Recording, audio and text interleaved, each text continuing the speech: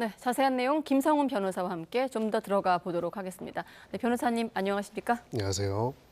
네, 방금 박성원 앵커가 쭉 세 가지 사건에 대해서 좀 나열을 했는데 잠깐 또 워낙 복잡하기 때문에 잠깐 정리하면 방금 마이크 차시면서 한 달 정도 걸릴 내용이라고 하셨기 때문에 저희도 다시 한번 요약해 보겠습니다. 서해 피격 사건은 서우 김홍희 영장 청구, 강제 북송 사건은 노영민 전 실장 소환, 그리고 이재명 대표 최측근이 김용 부원장이 체포가 됐고 앞서 들으신 대로 민주당사에 대한 압수수색을 시도하고 있는 상황입니다. 혹시 민주당사 속보 들어오면 다시 한번 그 부분은 조금 더 들여다보기로 하고 먼저 두 가지 사건을 먼저 들여다보겠습니다. 자, 먼저 노영민 전 실장이 피고발인 신분으로 검찰에 소환돼 조사를 받고 있습니다. 탈북 어민 북송 사건. 네, 그 배경을 간단하게 설명을 드리면요. 네. 이제 탈북 어민 2명이 우리 해군에 납포가 됐었고요. 네. 그리고 이 과정에서 수사 결과 소위 살인 혐의가 있다라고 판단을 했고, 이 과정에서 결국은 정부 차원에서 북송을 했습니다.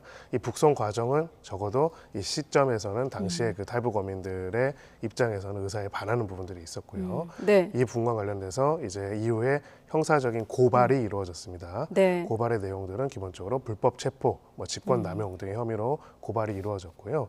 그렇다면 이제 당시에 이 강제 북송이 된 어떤 이유, 결정, 그 책임은 누가 이렇게 있느냐라는 네. 것들에 대한 수사들이 이루어졌고, 노영민 비서실장, 어찌 보면 대통령 비서실장은 굉장히 중요한 자리지 않습니까? 네. 비서실장은 당시에 탈북 어민, 탈북이 아니라 이 관련된 어민 북송과 관련된 대책회의에 주재를 했던 사람으로서 이런 의사결정을 하는 책임자 중에 한 명으로서 소환됐다고 할 수가 있고요.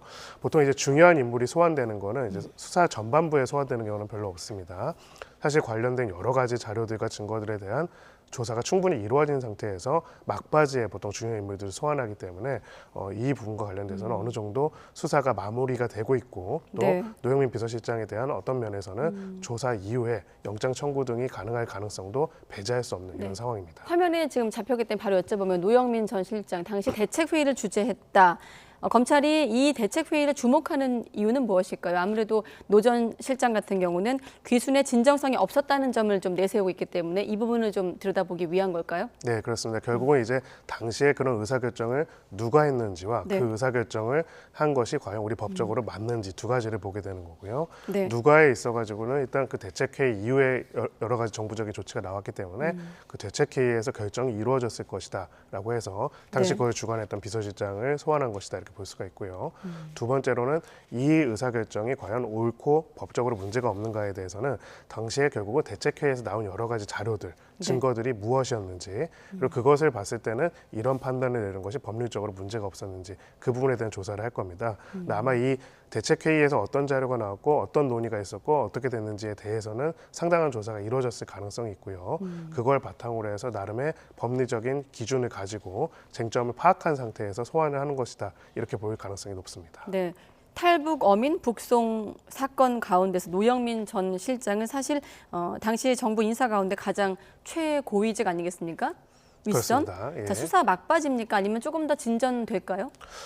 노영민 실장에 대한 소환 이 자체는 노영민 실장에 대한 수사로서는 막바지라고 볼 수가 있습니다. 네. 다만 이제 결국은 이제 대통령 비서실장을 소환했다라는 거는 네. 결국 당시의 강제 북송이라는 고도의 정치적 결정에 대해서 어찌 보면은 법적 책임을 묻겠다는 것이고요. 두 번째는 그 책임의 소재와 결정의 주체가 결국은 당시 청와대 대통령에게 있다라는 것을 암시하는 부분들도 있습니다. 네. 그래서 전국적으로는 노영민 실장에 대한 조사 내용들을 바탕으로 해서 소위 말하는 영장 청구라든지 기소가 우선적으로 이루어질 가능성이 있고요. 네. 그거랑은 또 별개로 그걸 바탕으로 해서 최종적으로는 당시 대통령이었던 문재인 전 대통령에 대한 수사까지도 할 가능성을 배제할 수 없는 상황입니다. 그럼 그래도 검찰은 문 전 대통령에 대한 어떤 수사 가능성에 대해 신중하게 접근할 텐데 가능성이 있다고 보시는 거군요. 네, 결과적으로는 대통령 비서실장을 소환했다는 네. 것은 결국은 당시에 그 대책회의에서 이것을 결정했다라는 것을 어떻게 보면 다른 표현으로 하고 있다라고 볼 수가 있거든요. 네. 결국은 혐의 자체가 성립이 안 되고 당시에 이 결정 단위가 실무적인 단위에서 설정이 됐고 청와대에서 설정이 안 됐다면 청와대 비서실장을 사실은 소환할 필요는 없을 겁니다. 네. 결론적으로는 여기서 누가 그리고 이 결정이 옳은가 그른가의 문제에서 적어도 누가에 있어가지고는 청와대를 포커싱 둬가지고 이 부분을 조사를 하고 있다 이렇게 볼 수가 있습니다. 네. 그리고 또 한 가지 사건, 이 두 가지 사건은 양갈래 수사가 이루어진다 이렇게 표현을 하고 있던데 서해 피격 사건 관련해서 어제 검찰이 서욱 전 장관 또 김홍희 전 해경청장에 대한 영장을 청구했습니다. 영장을 청구했다. 그렇다면 이들의 혐의가 어느 정도 수준까지 소명됐다 이렇게 판단할 수 있는 겁니까? 네, 그렇습니다. 보통 통상적으로는 이제 수사가 마무리가 되는 상황에서 네. 이제 소환 조사를 한 다음에 영장을 청구를 하고요. 영장 청구하고 나서 또 얼마 안 되는 상황에서 이제 기소도 진행이 됩니다. 그래서 이 두 당사자분들, 책임자분들에 대해서는 어느 정도 수사가 마무리되었다고 볼 수가 있고요. 네. 다만 이제 이때 이제 그 관계장관 대책회의라는 거를 하고 나서 각각 이런 행위들을 했다. 특히나 이제 당시 국방장관 같은 경우에는 일정한 첩보들을 밈스에서 삭제하도록 했고 네. 또 당시에 이제 해정청장 같은 경우에는 일정한 방향성을 가지고 수사 결과를 발표했기 때문에 네. 이러한 의사결정들이 이루어진 관계장관 대책회의, 그 대책회의를 주재한 또 당시 청와대에 대한 수사가 추가적으로 이루어질 가능성이 사실은 더 높은 그런 상황입니다. 네, 사실 이 사안 같은 경우는 대통령 기록관 또 관련자 압수수색, 소환 조사 통해서 좀 의혹 규명을 하기 위해 검찰이 좀 진행을 해 왔는데 지금 두 사람 같은 경우는 혐의를 부인하고 있거든요. 그 태도를 근거로 청구했다는 해석은 어떻게 좀 분석이 가능할까요? 네, 결국은 이제 혐의 사실을 부인할 때 네. 이제 그거를 안 좋게 판단을 해가지고 수사당국에서 입장에서 보면 이렇게 표현을 합니다. 이 부분과 관련돼서 결국 도주 및 증거인멸의 우려가 있다. 근데 사실 뭐 전 국방장관이시고 해경청장이시니 도주 우려는 당연히 없을 네. 거고요. 이제 결국은 여러 당사자들이 개입되어 있는 고도의 정치적인 의사결정의 과정이었기 때문에 네. 이 과정에서 혐의를 부인할 경우에는 이로 인한 증거인멸의 우려가 있다는 점을 강하게 주장할 가능성이 높고요. 네. 결국 이제 재판부로서는 일단은 두 가지를 볼 겁니다. 소위 말해서 증거인멸의 우려가 있는지도 보겠지만은 일단은 검찰이 제시한 혐의라는 것, 그 혐의라는 것들을 판단하는 데 있어가지고 단순하게 객관적으로 A부터 B까지 다 판단이 가능한 상황 속에서 재량적인 판단의 기준을 봤을 때 B라고 판단한 것에 불과한 것인지 네. 아니면은 명백하게 A라고 판단할 수밖에 없는 상황 속에서 B라는 결론을 가지고 나머지 증거들을 거기에 맞춰가지고 재정립한 것인지 네. 이 여부에 따라 가지고 결국 영장 발부 여부와 추가적인 수사가 얼마나 정당한지 여부가 가려질 것으로 보입니다. 자, 혐의를 조금 다시 한 번만 짚어주시죠. 서욱 전 장관 같은 경우 사실 고 이대준 씨가 자진 월북했다는 판단과 거기에 배치되는 정보, 밈스라고 하죠. 밈스 내 감청 정보 파일 일부를 삭제한 의혹과 또 연루된 혐의를 받고 있는 건 아니겠습니까? 조금 네. 더 부연 설명해 주시죠. 한마디로 이제 지금 네. 직권남용 허위공문서 작성, 공용전자기록 손상 등 이 세 가지가 대표적인데요. 한마디로 군에서는 여러 첩보 정황들이 보고가 됐을 겁니다. 예. 그 첩보 정황들을 보고 그걸 바탕으로 해서 이 사항이 어떤 상황인지에 대한 판단이 있을 것인데 기본적으로 이 과정에서 지금 결론을 내렸던 그 내용과 배치되는 증거들을 삭제하도록 지시했다라는 것들이 혐의의 핵심적인 내용이고요. 네. 결국 그걸 바탕으로 해서 이러이러한 이 상황은 이렇다라고 판단하는 보고서를 작성하고서 허위 공문서 작성을 해봤고요. 네. 결국 이 두 가지가 직권을 남용해서 한 것이다라는 것이 혐의 사실 핵심적인 부분이라고 할 수가 있습니다. 네, 아까 탈북어민 강제 북송 같은 경우는 이제 북송의 결정 배경 또 의사 결정 과정을 좀 집중적으로 추궁할 전망인데 이번 사안 같은 경우는 지금 서욱 전 장관 영장까지 온 상황에서 서해 피격 사건의 쟁점은 무엇이 될까요? 예, 그것도 마찬가지입니다. 네. 결국은 어찌 보면 두 사건이 다르면서도 비슷한데요. 네. 결국은 이제 당시에 수집한 여러 가지 정보들과 내용들에 대한 증거들이 있을 겁니다. 예. 그것에 대해서 이제 결국은 실체적 진실이 A인지 B인지를 판단할 수밖에 네. 없겠죠. 결국 근데 A와 B 중에서 이 자료들을 봤을 때는 A로 판단할 수도 있고 B로도 판단할 수 있다라고 한다면은 네. 기본적으로는 여기에 대해서는 그 형사적인 책임을 질 문제는 아닐 겁니다. 근데 결국 수사의 대상이 되는 것들은 A와 B 중에서 객관적인 자료로 봤을 때는 A 이미 명백한 상황인데 B라는 결론을 내린 상태에서 네. A와 관련된 증거들이 의도적으로 배제하거나 B와 관련돼서 없는 증거들을 부연하거나 이런 방식으로 했다면은 이 부분에 있어가지고 직권남용이나 형사적인 책임이 질 수가 있겠죠. 결국 쟁점이 되는 것들은 당시에 지금 남아있는 혹은 지금 복구가 가능한 모든 증거와 사실관계를 바탕으로 봤을 때 객관적으로 봤을 때 여기서 실체적 진실이 A라고 볼 수 있는데도 B라고 본 것인지 네. 아니면은 이것을 다 확인해 보더라도 A, B 둘 다 해석할 수 있는 상황에서 정치적으로 정무적으로 책임자로서는 B로 판단했던 것인지 이게 과연 핵심적인 쟁점이 될 겁니다. 네, 사실 이 이전 정부 관련 사안에 대한 여야 공방은 다른 시간에 뭐 여야 패널들이라든지 이런 것을 통해서 저희가 다뤘고 오늘 이 시간 변호사님과는 정말 순전히 법리적인 문제를 좀 들여다보고 있습니다만 또 이런 질문을 안 드릴 수는 없습니다. 검찰은 부인하고 있습니다만 정치적으로 또 여러 가지 해석을 나올 수밖에 없는 게 아시다시피 국정감사 기간에 또 감사원이 중간 수사 결과를 발표하면서 여야 공방으로 번진 부분도 있거든요. 이렇게 한번 질문 드릴게요. 서울중앙지검이 국정감사를 받는 당일 영장을 청구한 자체는 좀 어떻게 해석이 가능합니까? 네, 이례적이라는 평가들이 나오고 있죠. 결국은 이제 그 두 가지가 있습니다. 예. 정치적인 부분들을 고려를 했을 때 이게 네. 정치적으로 굉장히 민감한 사안이라고 고려를 했을 때 그 정치의 한복판에 국정감사라는 어떻게 보면 국민들의 국회 대표자들로부터 감사를 받는 자리가 곧 예정된 상황에서 네. 검찰권이 굉장히 강력하게 행사되는 것을 보이는 게 소위 말해서 이런 부분에 있어가지고 감사에 있어가지고 정치적인 고려 혹은 겸허함을 배제한 것이 아니냐는 비판도 가능할 수가 있고요. 반대로 이제 정치적인 수사일수록 정치적인 눈치를 안 보고 이 부분에 있어서 강단있게 진행하겠다라고 볼 수도 있는데 분명한 거는 이 부분에 있어서 검찰 권력에 대한 견제, 검찰 권력에 대한 통제의 필요성을 인정하거나 주장하는 입장에서 봤을 때는 어찌 보면은 국회 통제, 국회의 견제를 받아야 하는 시점, 그 현장에 서야 하는 그 시점에 검찰이 강력한 권한을 행사함으로써 어찌 보면은 무력 시위 같은 형태로 이것을 느낄 수 있는 부분들도 있을 것 같습니다. 네. 그래서 뭐 사실은 이제 이 과정 자체에 대해서 그러면 수사를 하지 말라 안 하라 이렇게 할 수는 없겠죠. 예. 정치적이고 민감한 주제의 수사일수록 그 방식 소통 모든 부분에 있어서도 오히려 정치적인 고려가 없다고 하는 것이 정치적인 의도로도 보일 수가 있기 때문에 네. 충분히 설득과 설명이 필요하고요. 우리가 이제 언제부턴가 수사 결과가 나오거나 재판 결과가 나오면은 그것으로 이제 이 과정에 대한 실체적 진실을 공화국이 합의하고 끝나는 게 아니라 네. 이거 가지고 또 서로 막 싸우는 것들이 계속 반복되고 있습니다. 근데 그러려면은 그런 것들을 막기 위해서는 그 수사의 방식과 의도에 있어서도 오해의 소지를 최대한 줄이려는 노력들을 서로 해야 하지 않을까라는 생각이 듭니다. 특히나 검찰 같은 경우는 지금 구체적인 좀 물증 없이 증언에만 좀 의존하는 것 아니냐라는 특히 이번 사안 같은 경우 그런 지적이 많은 상황이고 그래서일까요? 대통령 기록관을 압수수색하는 것으로 이제 알려지고 있는데 좀 길어지고 있습니다. 이것도 이례적인 건가요? 네, 보통 압수수색이라는 것들은 증거인멸의 우려를 있는 상태에서 빠르게 가서 증거를 확보하기 위한 것이지 그 자체를 길게 할 필요는 사실 없습니다. 또 회사에 대한 감사나 이런 거랑은 좀 다른 것이죠. 네. 그런 부분에 있어서는 빠르게 들어가서 빠르게 압수해서 관련된 내용을 찾아야 하는데 아주 완곡하게 표현하면은 네. 이 압수수색 그리고 이 압수수색을 진행하는 수사팀의 수사 의지가 매우 강렬하다라고 볼 수는 있습니다. 즉 네. 이제 어떻게든 그 증거를 찾아내고자 하는 의지가 있는 것으로 보이기는 하는데 한편으로는 또 여기에 대해서 그렇다면 증거가 찾아봤을 때 필요한 증거들이 없을 수도 있거든요. 그리고 그것이 이런 혐의들을 입증하는데 불충분한 상황이라면은 거기에 따라 가지고 또 조정을 할 필요도 있는 것입니다. 네. 그런 부분에 있어 가지고는 워낙 앞으로 지금도 그렇지만 앞으로도 정치적으로 민감한 사안이기 때문에 수사의 방식과 과정 모든 면에 네. 있어 가지고 국민들의 우려가 없도록 하는 것들은 필요해 보입니다. 네. 하지만 수사에 대한 의지가 매우 강렬하다라는 표현을 쓰셨는데 하지만 또 서욱 전 장관 또 김홍희 전 청장 같은 경우 검찰 조사에서 혐의를 전면 부인하고 있는 상황이지 않습니까? 이런 가운데 구속심사는 21일 금요일 열릴 예정인데 여기서는 어떻게 또 좀 예상이 될까요?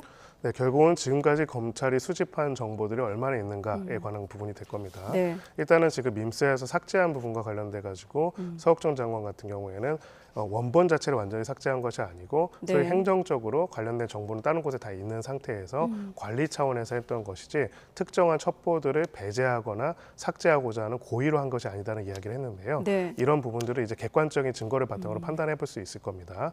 두 번째로는 당시에 이제 소위 말해서 그럼 삭제되고 관리되고 유지된 각각의 증거들이 있을 텐데 이것이 소위 말하는 어떠한 바이어스, 편견에 따라 가지고 의사 결정에 따라 가지고 이루어진 것인지 아니면은 통상적인 절차에 따라서 유불리한 증거 모두가 잘 보존이 되고 있는지가 결국은 이 사건의 혐의를 인정하는 데 혹은 부인하는 데 있어서 가장 핵심적인 사안이 될 것입니다. 네, 요 구속 심사 여부를 좀 지켜봐야 되겠습니다만 그 결과에 따라 사실 박지원 전 원장도 그렇고 서훈 전 실장도 그 결과에 대한 좀 압박이 있을 것 같거든요. 자, 영장이 만약에 발부된다면 이 다음 단계 어디까지 좀 진행될지 예상을 해본다면요.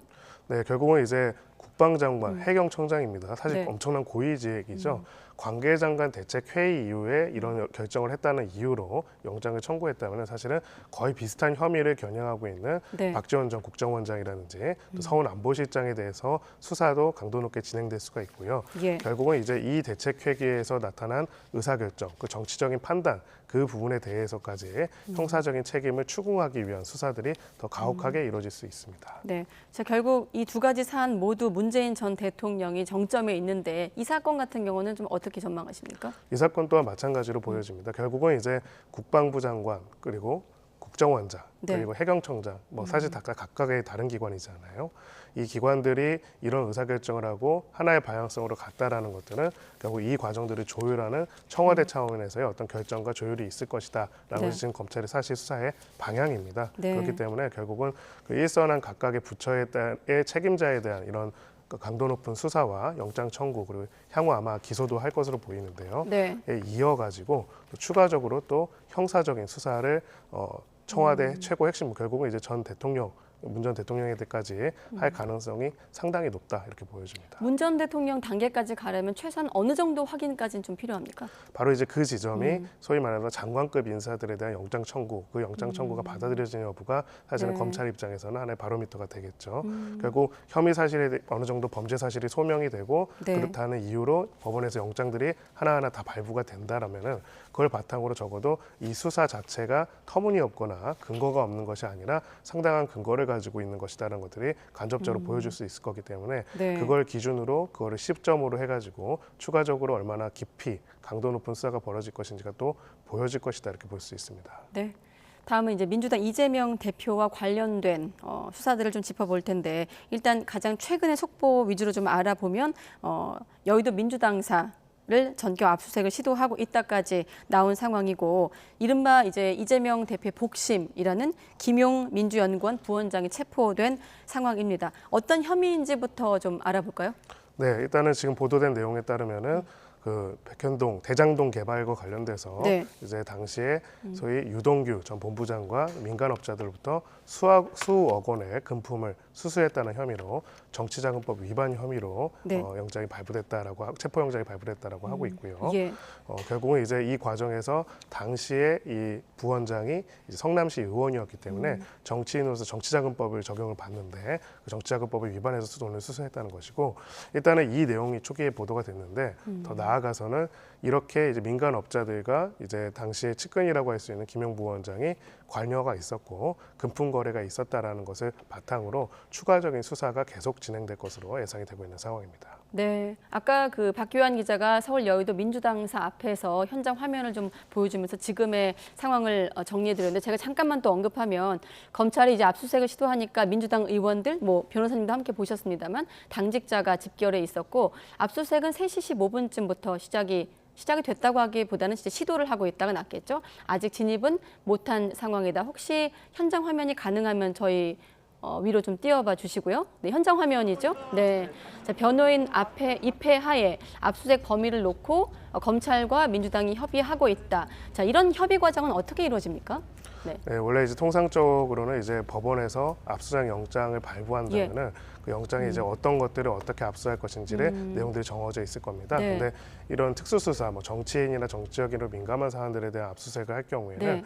어찌 보면 좀 과잉된 압수가 이루어지는 경우가 있고요. 그리고 영장의 범위나 내용들이 이제 소위 말해서 정확하지 않거나 네. 범위가 이보다 그 이상으로 이제 압수가 이루어진다는데 이견 제시들이 이루어진 경우도 많이 있습니다. 네. 결국은 이제 이번에 이렇게 대체하고 있는 것은 이제 첫 번째는 기본적으로는 그 영장에 따른 법률적인 부분들을 어떻게 판단할 것인지를 떠나서 네. 지금 이제 전방위적으로 이루어지고 있는 수사, 현재 야당 당사에 대한 수사가 적정하지 않고 정당하지 네. 못하다라는 일단 정치적인 반발 측면이라고 보여지고요. 두 번째로는 이제 구체적으로 실무적으로는 그거랑 별개로 어쨌든 영장이 나왔기 때문에 네. 영장의 범위와 내용들 중에서 이제 보통은 이제 압수수색을 담당하는 팀 입장에서는 그걸 조금 더 수사에 필요한 선에서 굉장히 넓게 해석하려는 경향이 있고요. 예. 이제 대상이 되는 곳에서는 그 부분에 대해서 훨씬 더 좁게 해석해야 한다라고 판단해서 네. 그 부분에 대해 가지고 서로 이견을 있고 그게 어느 정도 조율이 되면은 이제 변호인 쪽에서 참관을 해가지고 압수수색이 진행되기를 합니다. 네, 자 김용 민주연구원 부원장은 체포가 됐고 마침 변호사님 옆으로 지금 현장 화면 나갔기 때문에 잠깐만 또 부연 설명을 해드리면 말씀하신 대로 영장에 기재된 범위를 놓고 당직자들과 변호사 입회 여부와 또 압수수색 그 범위를 놓고 검찰이 줄다리기를 하고 있다 이렇게 알려지고 있습니다. 그 민주당사 8층과 10층에 민주연구원 사무실이 있는 거거든요. 네. 어떤 점은 좀 만약에 압수수색이 진행이 된다면 어떤 점을 확인하게 되는 겁니까? 네, 결국은 이제 이거를 지금 이 검찰이 이 수사를 하면서 어떤 방향성으로를 보는지가 이번 예. 압수수색 대상인 곳과 또 관련이 있다고 보여지는데요. 예. 결국은 김용 부원장 개인의 불법 자금 수수 의혹이 아니라 예. 이거를 소위 말하는 야권, 야당 그리고 또 야당 대선 후보였던 지금 이재명 대표 쪽과 관련되어 있는 수사라는 것까지도 사실은 범위를 넓혀놓고 진행하고 있다는 것들을 한마디로 암시하는 거라고 볼 수가 있습니다. 네. 즉 당시 이제 자금 수수했을 뿐만 아니라 그 자금 수수와 그 자금이 처리된 내용들이나 이런 것들이 다른 형태의 정치적인 목적으로 사용된 것까지도 어찌 보면 확인하려고 할 가능성이 높아 보이는 네. 거죠. 아까 그 사회부 오철희 기자가 지난 대선 기간 유동규 전 본부장 등에게서 불법 대선 자금 수억 원을 수수한 혐의를 포착했다라고 이제 알려지고 있다 이렇게 보도를 했거든요. 그럼 조사 과정에서 유동규 전 본부장으로부터 좀 관련 진술을 확보했다고 볼 수 있는 겁니까? 네, 일단은 보도된 내용에 따르면 그런 진술을 했다라는 이제 보도가 나왔습니다. 객관적인 네. 거 확인해 봐야겠지만 결국은 이제 유동규 씨 같은 경우에는 지금까지는 특별히 이제 진술에 있어가지고 혐의를 부인했지 구체적으로 자기가 누구한테 어떻게 돈을 주고 이익을 공유했다는 얘기를 아마 거의 안 했던 것으로 보입니다. 근데 적어도 이제 이 이야기처럼 김용 부원장한테 해당되는 내용들의 자금을 제공했거나 네. 어떤 목적인 것까지도 이야기를 했다면은 앞으로 이제 진술을 계속할 가능성이 높아 보이고요. 결국은 이제 그 단순하게 김용 부원장 개인적인 어떤 금품 수수가 아니라 대선 자금이라고 한다는 건 사실은 당시에 당 차원에서 관리하고 있는 정치 자금이라는 것이거든요. 결국은 이 수사 또한 김용 네. 부원장의 이제 처음이지만은 김용 부원장에 넘어서서 이제 민주당 전반으로 이제 수사가 진행될 것을 애고하는 것이다 이렇게 볼 수가 있습니다. 네, 민주당 안에 있는 민주연구원에 대한 압수수색을 하고 있다까지 속보가 나온 상황에서 관련 수사를 지금 변호사님과 함께 짚고 있습니다. 자, 이건 어떻습니까? 지금 위례 신도시 개발 수사를 통해서 좀 일부 혐의점 확인했다. 사실 이 사건 같은 경우 뭐 대장동 판박이다 이렇게 불리기도 하는데 결국 이 질문도 이 사안의 핵심이겠죠. 이재명 대표 최측근 뭐 복심이 체포되다 보니 결국 또 그 정점은 이재명 대표를 향하는 것 아닌가 이런 전망인데 변호사님은 어떻게 보십니까? 네, 결국은 그렇다라고 생각을 합니다. 그리고 오늘 그렇기 때문에 결국은 최측근인 김용 부원장에 대한 체포뿐만 아니라 민주당 당사에 대한 압수수색까지 시작을 한 거라고 보이고요. 네. 결국은 이제 이 성남시장 시절에 있었던 위례신도시 개발 그리고 백현동 그리고 대장동 각각의 이슈들이 있었다면은 이거는 사실은 대선 후보 때랑은 관련이 없는 겁니다. 근데 그 수사와 내용들이 있었다면 이제는 이때에서의 막당한 이익을 거둔 민간업자들의 어떤 자금이 네. 이후에 이제 이재명 그 대표가 대선 후보로서 나설 때 정치적인 자금과 연결된다라는 전체적인 구조를 가지고 이 부분에 대해서 수사를 하고 있는 거기 때문에 네. 전국적으로는 이 내용의 수사가 이제 시작이지만 앞으로 더 굉장히 강도 높게 확대될 가능성이 있고 결국 그 정점에는 이재명 대표에 대한 수사로 이제 귀결되는 것이 아닐까라고 볼 수 있습니다. 네, 알겠습니다. 자, 그리고 끝으로 한 가지만 더 여쭤보면 정치권에선 이재명 대표를 향한 이런 일련의 수사 과정을 사법 리스크 이렇게 칭하지 않습니까? 지금 우리가 지금 언급한 거는 이제 위례 신도시 개발 관련 의혹이고 또 이재명 대표 본인을 향해선 또 허위사실 공표 혐의로 첫 재판이 열리기도 했고 성남 FC 후원금 의혹도 있고 쌍방울 그룹 관련 의혹도 있기 때문에 이 부분이 국정감사장에서 또 공방으로 연결된 부분도 있습니다만 자 어떻습니까? 창과 방패의 싸움이거든요. 이재명 대표 입장에서만 본다면 법리적으로 가장 까다로운 의혹은 어떤 겁니까? 네, 일단은 그 규모 자체는 굉장히 크지만은 네. 아직 구체적인 내용들이 많이 안 드러난 부분이 쌍방울이라고 볼 수가 있고요. 네. 쌍방울은 이제 뭐 대북 코인까지도 얘기가 나오기 때문에 이제 만약 그것이 여러 가지 혐의점들이 입증된다면 굉장히 중대한 범죄가 될 수는 있을 걸로 보입니다. 네. 다만 이제 구체적으로 어떻게 무슨 역할을 했는지는 전혀 나와 있지 않기 때문에 이런 부분에 대해서는 현실화된다면 가장 리스크가 크지만은 지금 단계로서는 뭐 그게 이슈가 안 되고 있다라고 볼 수가 있고요.